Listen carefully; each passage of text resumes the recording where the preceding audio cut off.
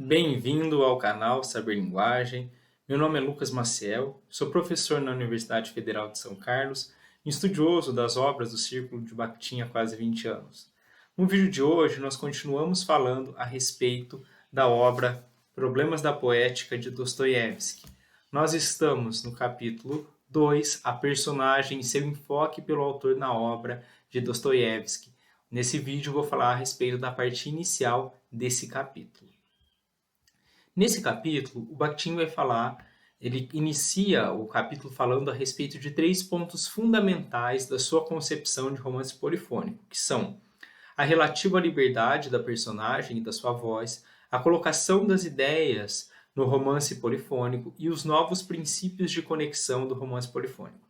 Especificamente, nesse capítulo 2, ele vai focalizar essa relativa liberdade da personagem e de sua voz, ou seja, ele vai mostrar como é que o autor precisa construir uma nova concepção de personagem, uma nova posição do autor em relação a essa personagem.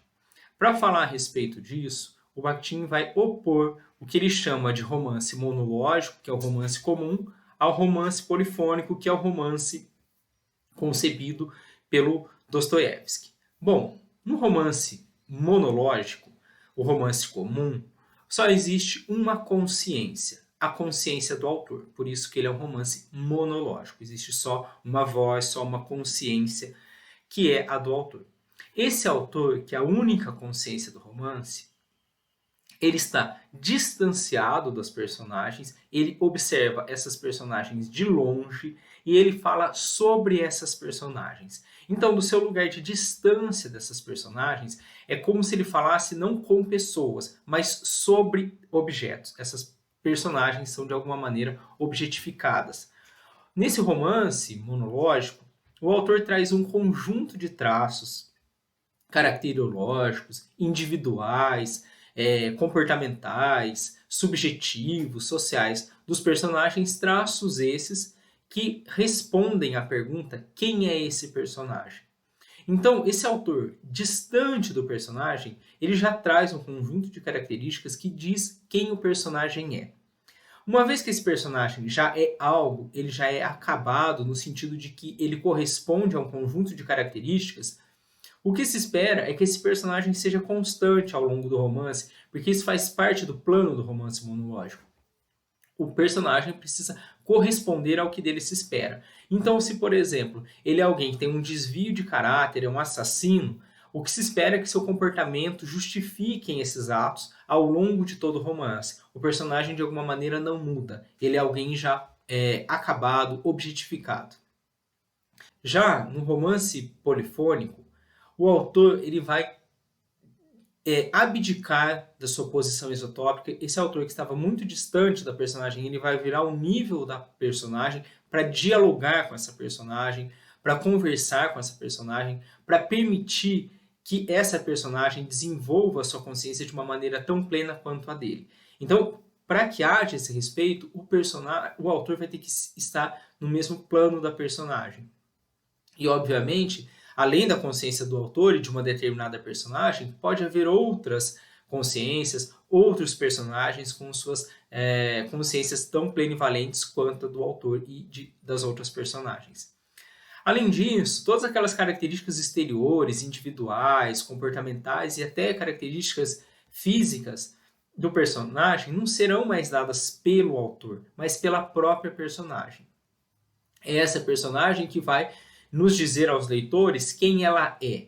Mas, como essa personagem será focalizada a partir da sua autoconsciência, da maneira como ela vê o mundo, como ela vê o outro e como, inclusive, ela mesma se vê, essas características não serão estáveis.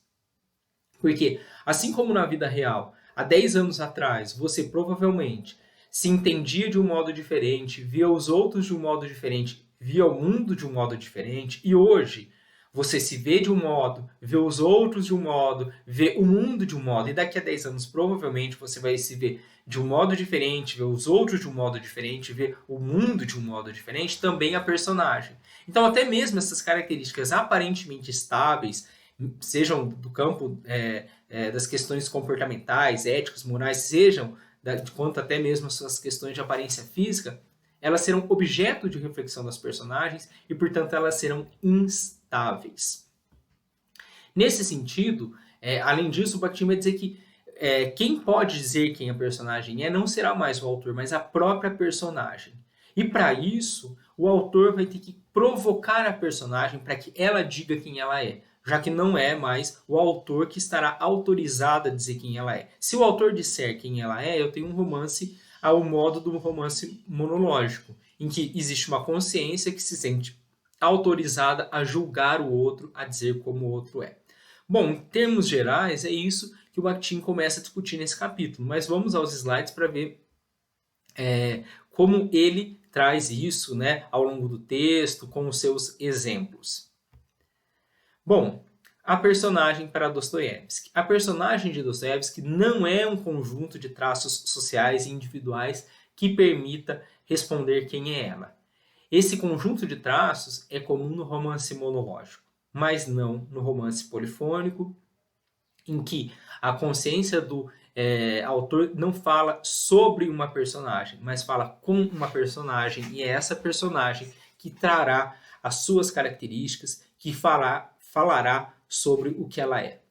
A personagem, portanto, em Dostoiévski é um ponto de vista do mundo e de si mesma, e está em igualdade com os outros esses que têm as suas próprias visões de mundo. Então, o que interessa, o modo de focalizar o mundo agora não é um mundo exterior dado pelo narrador, dado pelo autor. É o mundo da personagem. Assim como nós, né, eu vejo o mundo a partir do meu ponto de vista e você vê o mundo a partir do seu ponto de vista, a ideia do romance polifônico é que o mundo não seja algo exterior, mas dado a partir da personagem, que da sua autoconsciência vai ver a si própria, vai ver ao outro e vai ver ao mundo. E frente a essa autoconsciência da personagem, haverá outras autoconsciências de outros personagens, mostrando, portanto, um novo modo de organização do romance. Bom, essa nova personagem do Dostoiévski, ela impõe novos modos de abordagem, né? O autor não vai poder falar sobre ela, ele precisa respeitar a sua visão. E para respeitar a visão de mundo da personagem, o autor não pode mais falar sobre a personagem ou no lugar da personagem, pela personagem. O autor precisa falar com a personagem. Por isso que o Bakhtin vai dizer que o romance polifônico, ele é um grande romance, ele é estruturado nas questões dialógicas, porque o autor ele precisa falar com a personagem, dialogar com a personagem. Daí a importância da interação dialógica entre o autor e a personagem e entre as personagens. Dirá o Bakhtin, a última palavra não caberá mais ao autor, mas à própria personagem. A própria personagem somente é que poderá definir quem ela é. Lembrando que, como essa personagem está em processo contínuo de formação e de modificação, essa última palavra nunca vai ser estável, porque ela vai sempre poder ir mudando. Bom, como nós falamos, esse conjunto de traços exteriores, né, a posição social, as características individuais, comportamentais, a aparência externa da personagem, todos esses traços não serão mais dados pelo autor, mas serão objetos de reflexão da própria personagem. Nesse sentido, o Bakhtin vai dizer que o Dostoiévski não representa a personagem, né, um conjunto de traços que seja capaz de dizer quem ela é, mas a autoconsciência da personagem, ou seja, a maneira como a personagem toma consciência de si, toma consciência do outro e toma consciência do mundo. Nesse sentido, diz o Bakhtin, nós não vemos quem a personagem é, mas de que modo ela toma consciência de si mesma.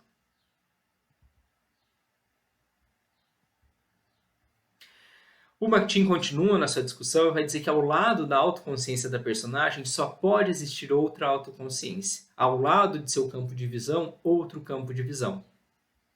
Assim como eu disse, assim como no mundo real, de fato, né, cada um de nós tem o seu modo de ver o mundo, e esse modo de ver o mundo é confrontado com o modo de ver o mundo dos outros sujeitos, no romance, a ideia do romance polifônico é que exista essa interação entre personagens, cada um dos quais traz a sua consciência, que é plenivalente, cheia de sentido e de significado, e de equivalência em relação às outras. Isso não quer dizer que não existam questões hierárquicas, que um não possa mais em termos sociais e econômicos que o outro.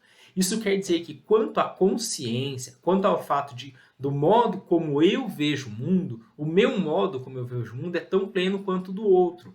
Porque ninguém pode me impor o seu modo de ver o mundo, assim como eu não posso impor o meu modo de ver o mundo ao outro.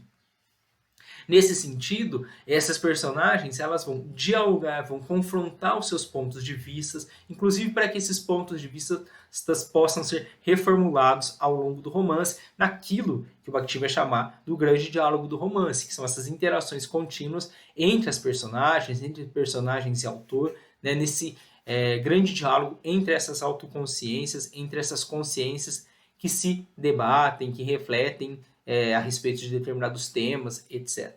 Bom, nesse sentido, né, vai dizer o Bakhtin, né, o Bielinski, que é um crítico literário, por exemplo, quando ele leu, né, Gente Pobre, que é a primeira novela do Dostoiévski, a primeira novela do Dostoiévski, cujo um dos personagens principais é o Makar Jevushkin, ele vai entender que o Makar Jevushkin é um personagem, a exemplo dos personagens do Nikolai Gogol, como, por exemplo, isso que está aqui em O Capote, do Gogol, o Bielinski vai entender que o Makar Jevushkin é um personagem, um funcionário público, pobre, enriquecido pela autoconsciência. Então, o que o Dostoiévski teria trazido, né, de inovação, né, em relação, por exemplo, ao Gogol, é que ele traz a autoconsciência. Mas o Bakhtin vai dizer, não é só trazer a autoconsciência, é mudar o modo de representação. Porque o autor pode, de longe, falar de uma personagem que tem autoconsciência. Só que, no romance polifônico, não é falar de longe. No romance polifônico é colocar todo mundo da representação a partir da autoconsciência. Então, o mundo que nós vemos na prosa do Dostoiévski é o mundo dado a partir da personagem. É o modo como ela vê o mundo, como ela vê o outro, como ela se vê. Então, é um novo modo de representação. Nesse sentido, vai dizer o Bakhtin, a autoconsciência não apenas enriquece a personagem, mas ela absorve todos os traços da personagem. Então, não é só mais um traço, agora eu também olho a autoconsciência da personagem. Eu mudo o plano de representação, que antes era dado pelo autor, agora é dado a partir da autoconsciência da personagem. E, claro, esses traços passam, portanto, a ser inconclusíveis, como a própria consciência. Na medida em que nós podemos mudar a nossa maneira de nos vermos, de ver os outros, de ver o mundo, até esses traços aparentemente estáveis, do que seriam capazes de definir quem nós somos, esses traços podem mudar e eles mudam, e aí vai se mostrando que a personagem é uma personagem não acabada, ela não é concluída, porque a autoconsciência nunca é concluída, ela sempre está mudando.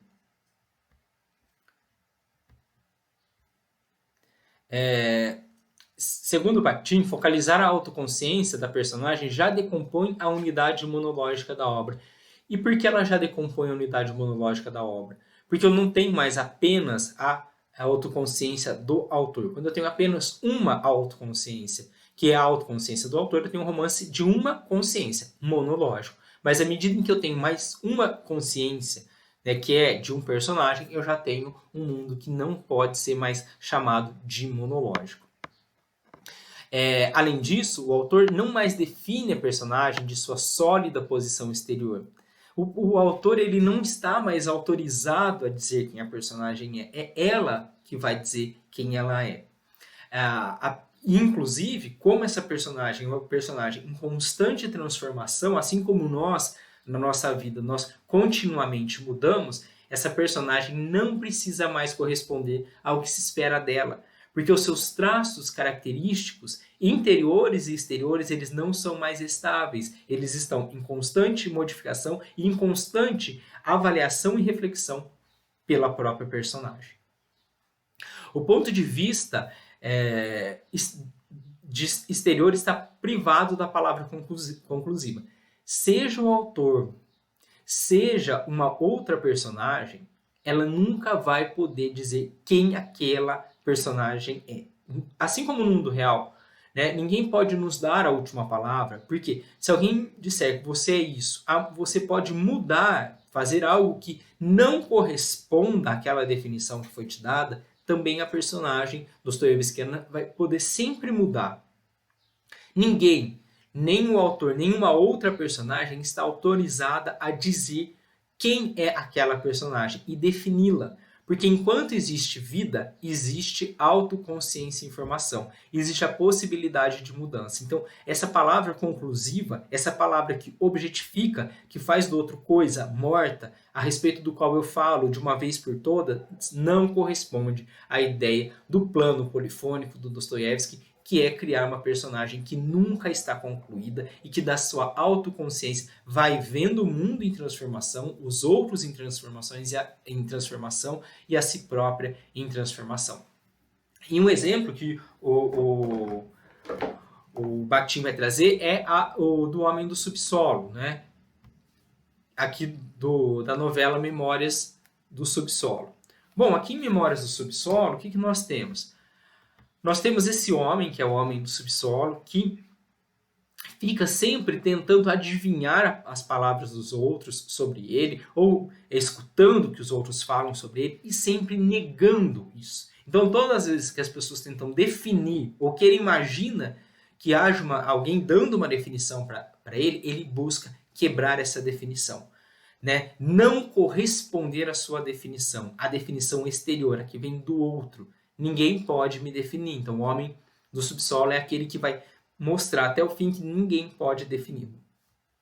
Portanto, o exemplo que o Bakhtin traz é do homem do subsolo que nega as conclusões exteriores. Cabe a ele a última palavra. Ele sempre se reserva a última palavra. Então, se dizem que ele é algo, ele pretende fazer algo diferente para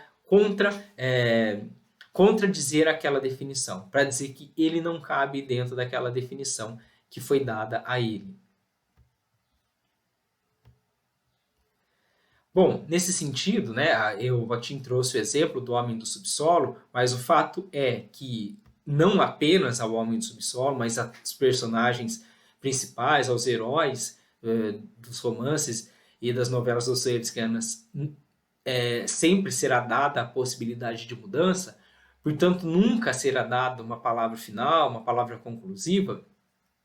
Nesse sentido, Dostoiévski reserva a última palavra às próprias personagens. Quem pode se dar a última palavra, ou pelo menos, se não for a última palavra, falar de si, são as personagens. Nesse sentido, o que o Bakhtin vai dizer? Que toda a construção artística do romance em Dostoiévski ela está voltada para a revelação da palavra da personagem.